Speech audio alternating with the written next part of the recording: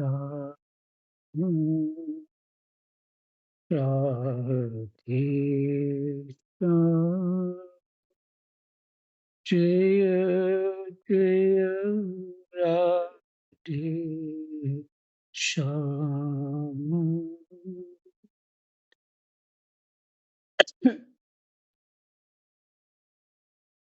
श्री गणेशाय नमः। श्री सीतारामाभ्यां नमः। श्री हनुमते नमः। श्री उमापते नमः। श्री गुरुवे सब संतन की जय जय जय जय सीताराम राधे श्याम।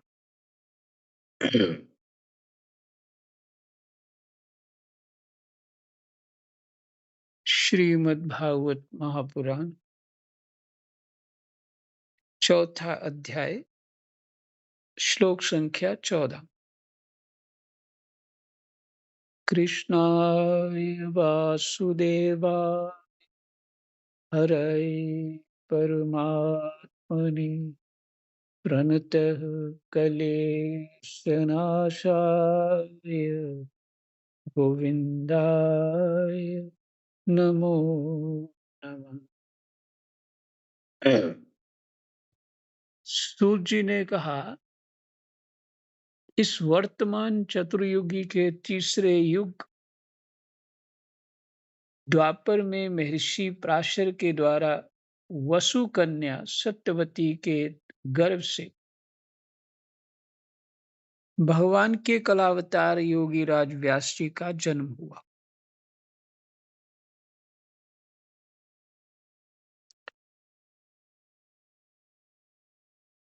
वर्तमान चतुर्युगी के तीसरे युग द्वापर में महर्षि पराशर के द्वारा वसु कन्या सत्यवती के गर्भ से भगवान के कलावतार योगीराज व्यास जी का जन्म। एक दिन वे सूर्योदय के समय सरस्वती के पवित्र जल में स्नान आदि करके एकांत पवित्र स्थान पर बैठे हुए थे। महर्षि भूत और भविष्य को जानते थे। उनकी दृष्टि अचूक थी। उन्होंने देखा कि जिसको लोग जान नहीं पाते, ऐसे समय के फेर से प्रत्येक युग में धर्म संकरता और उसके प्रभाव से भौतिक वस्तुओं की भी शक्ति का ह्रास होता रहता है।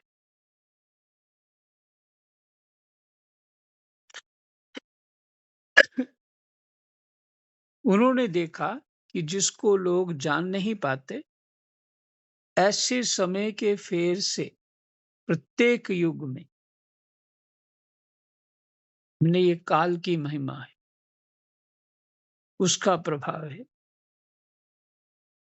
क्या होता है? धर्म संकरता और उसके प्रभाव से भौतिक वस्तुओं की भी शक्ति का ह्रास होता रहता है। धर्म संकरता अपने अपने कर्तव्य कर्म धर्म में ना प्रवेश होकर के दूसरे के कर्म धर्म में प्रवेश कर जाना, तो ये धर्म संकरता। जैसे वर्ण संकरता,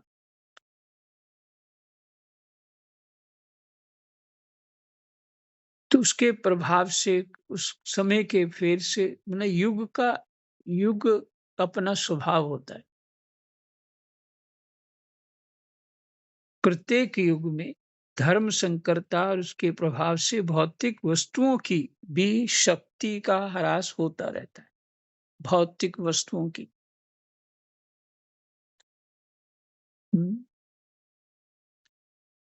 यो अनाज पहले था, वो अब नहीं है।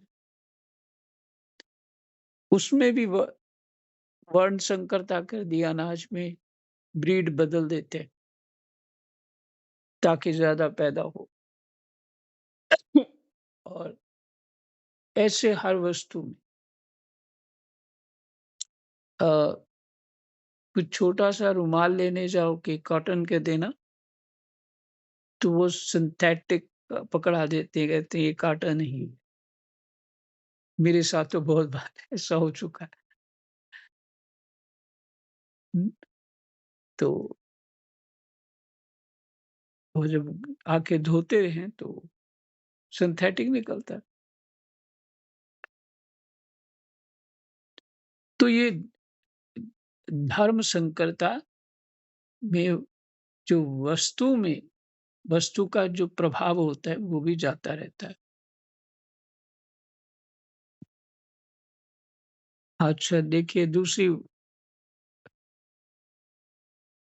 जो जड़ वस्तुएँ हैं, हवा वैसी नहीं शुद्ध नहीं है, पानी शुद्ध नहीं है। हुँ, जल शुद्ध जल हो गया और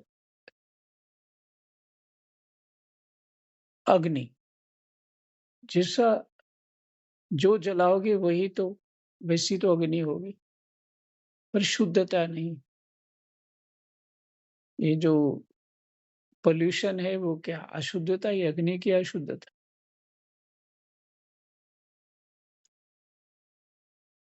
तो भौतिक वस्तुओं का ह्रास हुआ, ये भौतिक वस्तुएँ उनका ह्रास हुआ। संसार के लोग श्रद्धाहीन और शक्ति रहित हो जाते हैं।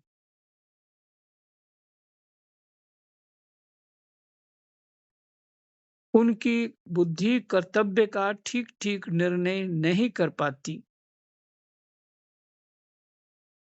और आयु भी कम हो जाती है। लोगों की इस भाग्यहीनता को देखकर उन मुनीश्वर ने अपनी दिव्य दृष्टि से समस्त वर्णों और आश्रमों का हित कैसे हो इस पर विचार किया।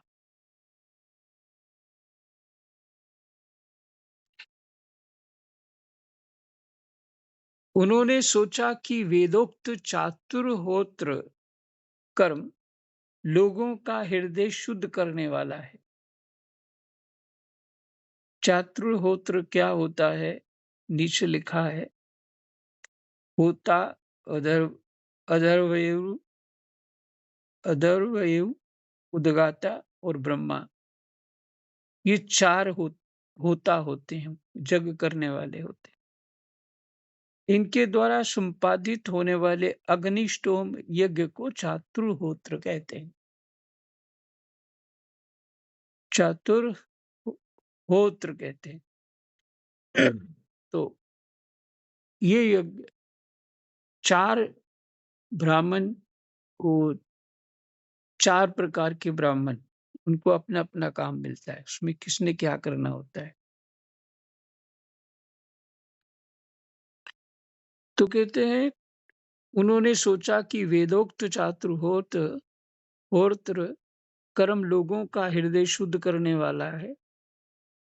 इस दृष्टि से यज्ञों का विस्तार करने के लिए उन्होंने एक ही वेद के 4 विभाग कर दिए। व्यास जी के द्वारा ऋक, यजु, साम और अथर्व इन 4 वेदों का उद्धार अर्थात पृथक्करण हुआ। इतिहास और पुराणों को 5वां वेद कहा जाता है। इतिहास और पुराणों को 5वां वेद कहा जाता है। उनमें से ऋग्वेद के पैल, सामगान के विद्वान जैमिनी एवं यजुर्वेद के एकमात्र स्नातक वैशम्पायन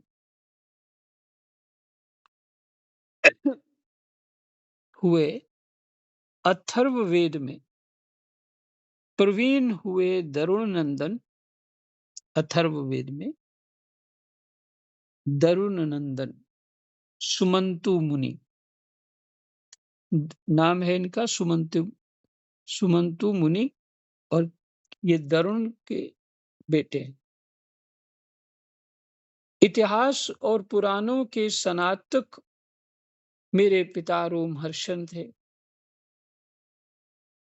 इस पूर्वोक्त ऋषियों ने अपनी-अपनी शाखा को और भी अनेक भागों में विभक्त कर दिया।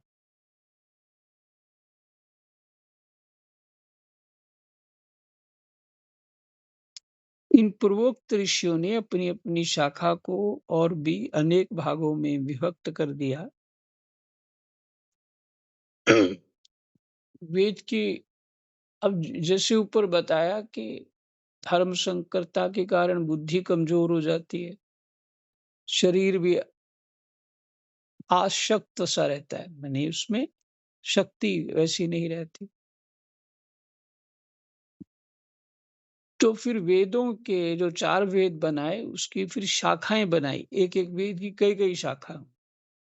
तो उसके उनको अलग-अलग ब्राह्मण पाठ करते थे, अलग-अलग गोत्र के अलग-अलग ब्राह्मण पाठ करते, ऐसा कुछ किया।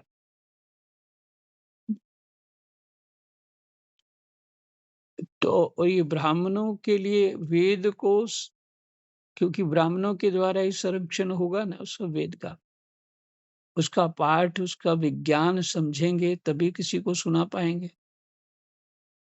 इस तरह से परंपरा से चलता आ रहा है। इतिहास और पुराणों के स्नातक मेरे पिता रोमहर्षण थे।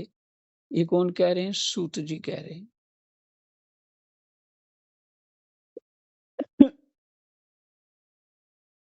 इन पूर्वोक्त ऋषियों ने अपनी-अपनी शाखा को और भी अनेक अनेक भागों में विभक्त कर दिया। उसके बाद और ज़्यादा शाखा बन गई। इस प्रकार शिष्य पर प्रशिष्य और उनके शिष्यों द्वारा वेदों की बहुत सी शाखाएँ बन गई।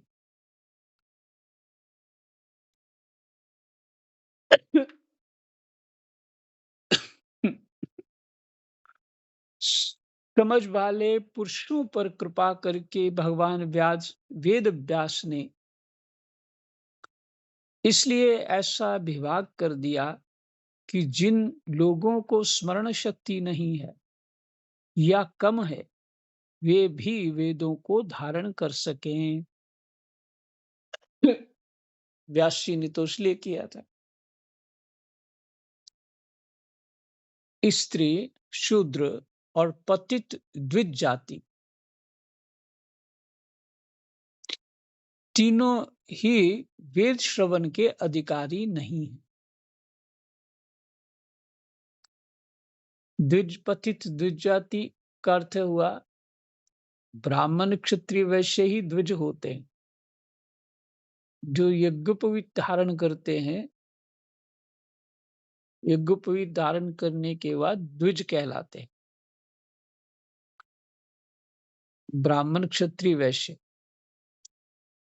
तो उनमें भी जो पतित हो गए हैं, पतित द्विज जाति, मैंने अपने धर्म कर्म को छोड़ के कुछ और काम में लगे हुए।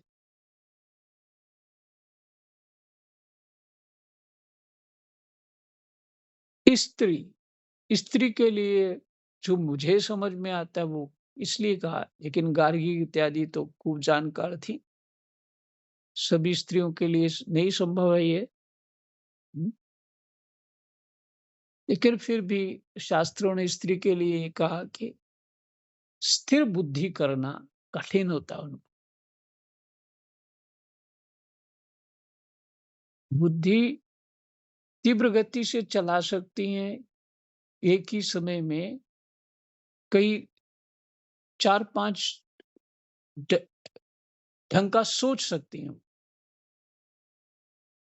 ऐसी शक्ति होती क्योंकि उनके पास, तो वो ये कर सकती। लेकिन जो बुद्धि स्थिर करनी होती है और अपने मन पे नियंत्रण करना होता है, कि ब्रह्मचर्य इत्यादि के द्वारा तत्व गुण विशेष होने पर वेद की समझ आती है और उसको धारण किया जाता है। तो स्त्री का मुख्य स्वभाव रजोगुण है, जो मेरे को समझ में आता है। हुँ, जो रजोगुण है, तो रजोगुण को नियंत्रण करना कठिन हो जाता है और जब भगवत कृपा होती, महत कृपा हो जाए, अर्थात किसी महापुरुष की कृपा हो जाए, आशीर्वाद प्राप्त हो जाए, तब वो भी कर लेती।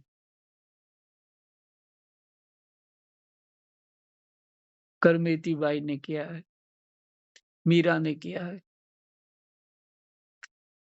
इत्यादि बहुत सारी साध्वियाँ हो चुकी हैं, अनगिनत है।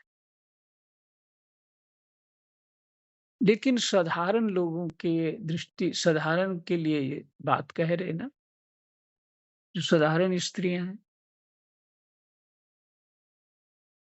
वो स्त्रियों के ऊपर एक ज समाज का बहुत ज़्यादा एक प्रभाव होता है, माने सबको देखना होता है, तो सब तरफ बुद्धि जाएगी, तो स्थिरचित्त नहीं रह सकता, रजोगुण बढ़ेगा ही। बिना रजोगुण के हो नहीं पाएँगे बहुत सारे काम। सत्वगुण में तो बुद्धि कम चलती है, इच्छा ही नहीं होती बुद्धि चलाने की सत्वगुण में। हाँ, भगवत संबंधी बात उसको बहुत प्रिय होती। तो शूद्र शब्द इसलिए कहा कि पढ़ा लिखा ना होना, अपने कर्म धर्म को ना पहचानना। पढ़ा लिखा तो सभी पहले तो अपने रामायण में देखिए, वो जहाँ तक मुझे पता है कि वो कौल भील थे वो। अ, वो राम जी के मित्र हैं गुरुकुल के, तो सभी जाति के लोग पढ़ने जाते थे और उसमें भी विद्वान होते थे। ये इस तरह का हमारा वो है सनातन, योग्यता के अनुसार ही सब प्राप्त हो जाता है। हुँ, वाल्मीकि जी जो सुपच्छ वाल्मीकि हुए, वो भंगी थे, जो धर्मराज का अवतार हुए। 3 अवतार हुए धर्मराज के, एक युधिष्ठिर, विदुर और सुपच्छ वाल्मीकि। तो सुपच्छ वाल्मीकि भंगी थे। ये कौन थे? धर्मराज। और वहीं जन्म हुआ उनको भंगियों के घर में, और लेकिन वो भजन करते रहते थे और जैसा वहाँ की रीति थी जो वैसे ही करना, अपने आप को तो भूल चुके थे, लेकिन भजन साधन करते थे। और वैष्णव सेवा का वैष्णव जो भजन करता है उसकी महिमा बताने के लिए कृष्ण भगवान ने, महाभारत का ये प्रसंग है जो सुना रहा। कृष्ण भगवान ने इस भक्त की महिमा प्रकट करने के लिए द्रौपदी से कहा, एक बड़े उत्तम वैष्णव हैं, कल तुम उनकी सेवा करो अर्थात उनको भोजन इत्यादि कराओ। तो भगवान ने खूब उनकी महिमा गाई। कहाँ रहते हैं? वो भंगियों के मोहल्ले रहते हैं। ठीक है। और उसके बाद भीम को भेजा वहाँ निमंत्रण देने के लिए। निमंत्रण देने के आए, द्रौपदी जी ने पूरी रात लगा कई प्रकार के भोजन बनाए। उस उनके यहाँ संत आ रहे हैं, तो वो निमंत्रण था तो जाना ही था, राजा का हुक्म था। तो द्वार पे खड़े हो गए, कुछ बोले नहीं। तो जब वो नहीं आ पाए तो उन्होंने अ, भेजा फिर से भीम को, जाओ। तो उन्होंने देखा द्वार पे खड़े हैं, अब देखिए कौन है धर्मराज? कौन है? धर्मराज है। अपने श्राप को भोग रहे हैं। हम लोग थोड़ा-सा भी ऊँच ऊपर-नीचे हो जाते हैं तो अ, बहुत अपने आप को ग्लानि करते हैं, परेशान होते हैं। हुँ, और एक ये धर्मराज हैं और ये भंगी हो गए हैं श्राप के कारण। और दूसरा एक और याद आ गया मुझे, राजा बलि जब उनका समय खराब हो गया, तो छिपके रहने वाले लगे, जिनके नाम से ही देवता डरते थे। दैत्य थे राजा बलि। तो समुद्र के किनारे कहीं कोई गुफा है, गुफा के आसपास या अंदर घास है, और गधा बन के वहां चरते थे। कोई पहचान ना ले, ढूंढ ना ले बलि कहाँ है, क्योंकि वे अपनी दिव्य शक्तियों से पहचान सकते हैं, लेकिन वो इस तरह से रहते थे। नहीं मिले देवताओं को बलि, तो इंद्र ने सोचा कि अब तो कोई चारा नहीं, ब्रह्मा जी के पास जाते हैं। ब्रह्मा जी को कहा, हाँ, तो ब्रह्मा जी ने कहा कि तुम उनको ढूंढ के क्या करोगे? कहते नहीं, मिलना चाहता हूँ, उससे वार्ता करना चाहता हूँ। तो उन्होंने कहा कि वार्ता तो करो तुम, लेकिन उनका अपमान मत करना। तो कहाँ है? समुद्र के किनारे घास चर रहे हैं, पुरानी-पुरानी जगह में चले जाओ। ये कौन है बलि?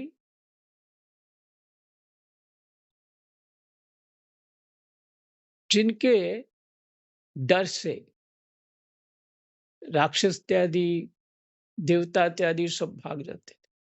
ऐसे महापुरुष हैं और भगवान के भक्त हैं। और इनके जैसा दानी भी कोई नहीं हुआ। 3 पग में जो वामन भगवान को अवतार लेना पड़ा उनको जीतने के लिए। हुँ, ये सब जानते हैं। तो मैं ये महिमा क्यों सुना रहा हूँ ये बात कि धर्मराज की महिमा बहुत ऊँची है, और वो भंगी बने हुए हैं और भजन करते हैं, और वो बैल के द्वार पे खड़े हैं, भीम जी ले जाते हैं, और वो अपना वही पात्र लेके, जैसा भी टूटा-फूटा जो भी था पात्र उनके पास, वो लेके आए, और भगवान ने बड़ी प्रशंसा करी थी उनकी। चलो द्रौपदी ने देखा, ठीक प्रणाम इत्यादि किया, लेकिन सारा वृत्तांत पता था द्रौपदी को। द्रौपदी भोजन करा रही थी उनको। सात भर उन्होंने कई वस्तुएँ बनाई अलग-अलग तरह की, द्रौपदी ने। और जब वो खाने लगे तो उन्होंने सामने रखा, तो थोड़ा-थोड़ा सब इकट्ठा करके उन्होंने अपनी थाली में रख लिया और इकट्ठा करके खाने लग गए। क्योंकि ऐसे ही मिलता था लोगों के घरों से। द्रौपदी को बड़ा अफ़सोस हुआ, अरे मैंने इतनी मेहनत करी, आखिर ये भंगी तो हैं। बस ऐसा बोलते ही कोई कोई शंख बज रहा था। बजा, जब वो खाने लगे शंख बजा, लेकिन उसके बाद जैसे द्रौपदी का भाव बदला, तो शंख बंद हो गए। ये महाभारत की कथा। द्रौपदी ने पूछा कृष्ण भगवान को कि शंख क्यों बंद हो गया? तो भगवान कहते तुम अपने आप से पूछो, तुम्हारा भाव क्या है इनके प्रति? बड़ी मार्मिक कथा है। देखिए भाव बदला भीतर, भाव बदला तो सब कुछ बदल गया। भाव का ही परिणाम होता है। भाव में त्रुटि हुई तो सब कुछ बदल जाएगा। तो महाराज, तो भक्ति की महिमा, हाँ, की बात कर रहा था। तो जो अपने आचरण का ध्यान नहीं रखेगा, किसी की सुनेगा नहीं, हुँ, और माने छोटी बुद्धि, ये शूद्र शब्द इसलिए आया है, ये कोई भी हो सकता है, छोटी बुद्धि। और ये धर्मराज तो श्राप वश पहुँचे थे यहाँ। तो फिर हुआ क्या कि द्रौपदी ने क्षमा माँगी और फिर शंख बजने लगे। वैष्णव की महिमा भगवान ने दिखाई। तो किसी भी जाति में शबरी माता का देखिए आप, और जो बाबा सुनाते थे कि जो श ये जाति शबरी जाति जो है, ये सब कुत्ता-बिल्ला भी खा जाते हैं। कहते भंगी से भी नीचे होते हैं। बाबा ये बोल रहे थे। बहुत सरल स्वभाव के थे बाबा। तो वो कहते हैं उन्होंने सारी बात आचरण के ऊपर है। कर्तव्य जो ठीक से नहीं करते इत्यादि, हैं? अपना विवेक नहीं लगाते, तमोगुण में बैठे रहते हैं, फँसे रहते हैं, नशा करते हैं इत्यादि, सद्गुणों से संपन्न नहीं, ऐसे वो इस तरह से संज्ञा शूद्र की दी। तो उनका ये शूद्र जो है, तो इस कारण से स्वभाव ठीक नहीं है, तो वो भी वेद शास्त्रों को सुनने के योग्य नहीं, क्योंकि समझ ही नहीं आना है। सत्वगुण विशेष होना चाहिए ना। तो दोनों स्त्री और शूद्र के पास रजोगुण अधिक रहता है। और पतित जाति जिन्होंने अपना स्वभाव बिगाड़ रखा है अपने आचरण से, वो पतित हो गए, द्विज जाति, चाहे वो ब्राह्मण क्यों ना हो, क्षत्रिय क्यों ना, वैश्य क्यों ना। तीनों ही वेद श्रवण के अधिकारी नहीं हैं।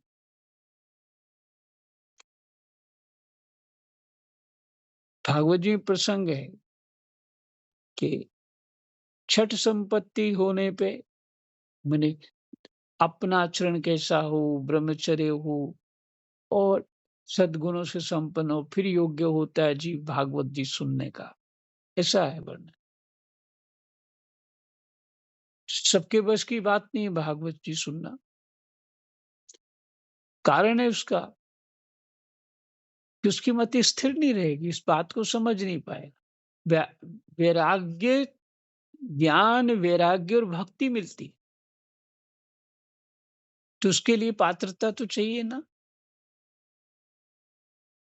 वैराग्य तभी होगा ना जब उसका विवेक जागृत होगा, तभी ज्ञान होगा और फिर ही भक्ति होगी। इसलिए तीनों ही वेद श्रवण के अधिकारी नहीं है, इसलिए वे कल्याणकारी शास्त्रोक्त कर्मों के आचरण में भूल कर बैठते। कल्याणकारी वही स्पष्ट, इतना जो लंबा सुनाया उसका एक ही वाक्य में पूरा कर दिया। इसलिए वे कल्याणकारी शास्त्रोक्त कर्मों के आचरण में भूल कर बैठते हैं, उनसे भूल होती ही। अब इसके द्वारा उनका भी कल्याण हो जाए। इसके द्वारा, भागवत जी के द्वारा। ये सोचकर महामुनि व्यास जी ने बड़ी कृपा करके महाभारत इतिहास की रचना की। कृपा करके महाभारत इतिहास की रचना की। अब महाभारत केवल कथाएं ही नहीं एक बनाई हुई, नहीं, इतिहास शब्द लिखा है, इतिहास की रचना की शौनकादि ऋषियों यद्यपि व्यास जी इस प्रकार अपनी पूरी शक्ति से सदा सर्वदा प्राणियों के कल्याण में ही लगे रहे, तथापि उनके हृदय को संतोष नहीं हुआ। समय क्या हुआ? समय, चलो ठीक।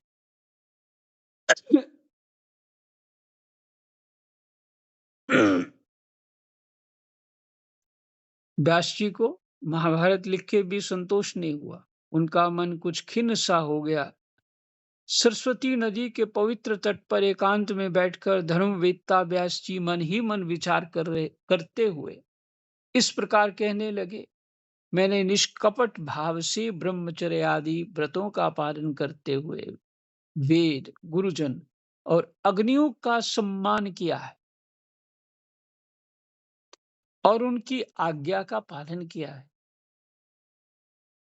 महाभारत की रचना के बहाने मैंने वेद के अर्थ को खोल दिया है, जिससे स्त्री शूद्र आदि भी अपने अपने धर्म कर्म का ज्ञान प्राप्त कर लेते। ये महाभारत की महिमा है, सबको पढ़ना चाहिए। हम्म। व्यास जी ने लिखा ही इसलिए है, और हम क्यों नहीं पढ़ते हैं जी? लड़ाई हो जाती है। जैसे घर में बड़ी शांति से बैठे होते, समाधि लगा के। हम्म, तो केवल महाभारत ही लड़ाएगा।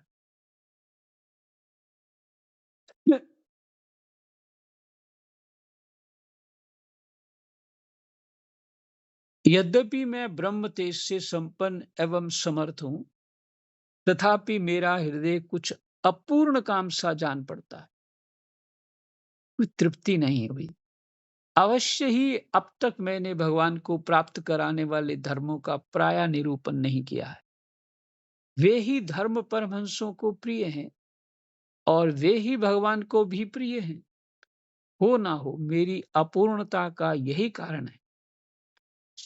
श्री कृष्ण द्वैपायन व्यास इस प्रकार अपने को अपूर्ण सा मानकर जब खिन्न हो रहे थे, उसी समय पूर्वोक्त आश्रम पर देवऋषि नारद जी आ पहुंचे। उन्हें आया देख व्यास जी तुरंत खड़े हो गए। इनको भी अवतार कहा है, नारद जी को। उन्होंने देवताओं के द्वारा सम्मानित देवऋषि नारद की विधि पूर्वक पूजा की। जय जय सीताराम, राधे श्याम। चौथा अध्याय विश्राम। कृष्णाय वासुदेवाय हरये परमात्मने प्रणतः क्लेशनाशाय